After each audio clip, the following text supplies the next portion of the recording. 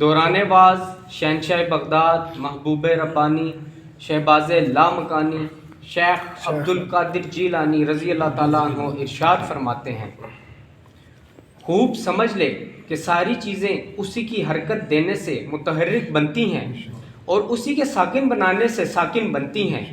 جب کسی بندہ مومن کے لیے یہ امر محقق ہو گیا کہ تو مخلوق کو شریک خدا سمجھنے کے بوجھ سے اس کو راحت مل گئی اور مخلوق کو اس سے راحت مل گئی، کیونکہ نہ وہ مخلوق کی ایذاؤں کے سبب ان پر الزام قائم کرتا ہے اور نہ اپنی ذات کے متعلق ان سے کسی شے کا مطالبہ کرتا ہے بجز ان باتوں کے جن کا مطالبہ شریعت کر رہی ہے کہ نماز پڑھو اور روزہ رکھو، شرعاً ان سے مطالبہ کرتا ہے اور علم کے اعتبار سے ان کو معذور سمجھتا ہے تاکہ حکم اور علم دونوں کو ایک جگہ جمع کرے۔ مخلوق میں فعل خداوندی پر نظر کرنا کہ جو کچھ بھی کوئی کر رہا ہے وہ حق تعالیٰ کے تصرف کا ظہور ہے، ایک عقیدہ ہے جس سے حکم نہیں ٹوٹتا، اور یوں نہیں کہہ سکتے کہ جس کی تقدیر میں کفر ہے اس کو ایمان لانے کا حکم کیوں کیا جاتا ہے۔ وہی تقدیروں کا مقرر کرنے والا ہے کہ جس کی تقدیر میں جو چاہا لکھا، اور وہی مطالبہ کرنے والا ہے کہ ہر ایک سے اطاعت و ایمان کا تقاضا فرمایا۔ جو کچھ وہ کرے اس کی پوچھ گچھ اس سے نہیں کی جا سکتی، کیونکہ اس سے بڑا کوئی ہے ہی نہیں جو باز پرس کرے اور مخلوق سے پوچھ ہوتی ہے۔ ہر مسلمان صاحب یقین مواحد کا جو حق تعالیٰ سے راضی اور اس کی قضاء و قدر اور مخلوق میں اس کی صنعت کے موافقت رکھنے والا ہے، اس کا یہی عقیدہ ہے۔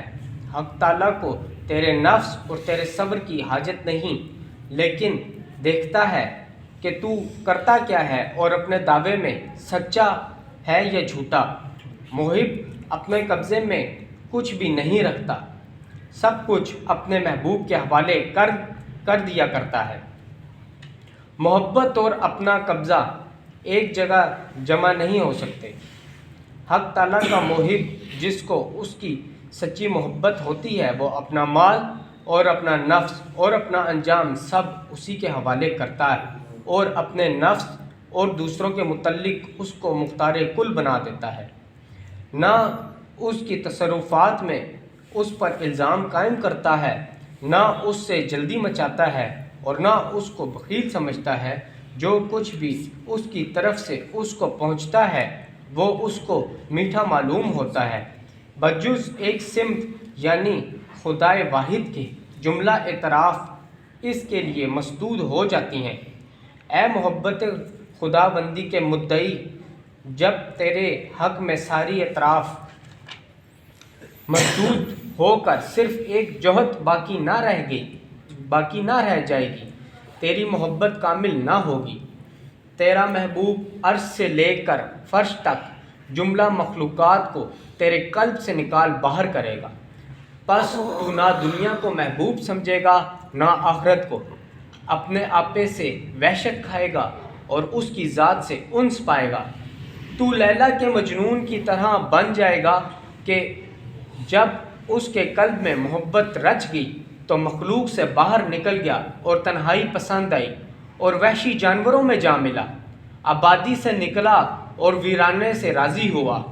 مخلوق کی مداح اور مذمت کی مسرت و غم، لوگوں کا کلام اور سکوت اس کے نزدیک یکساں بن گیا، اور ان کی خوشنودی اور ناراضگی اس کے نزدیک برابر ہو گئی۔ ایک دن کسی نے اس سے پوچھا کہ تم کون ہو؟ جواب دیا کہ لیلا۔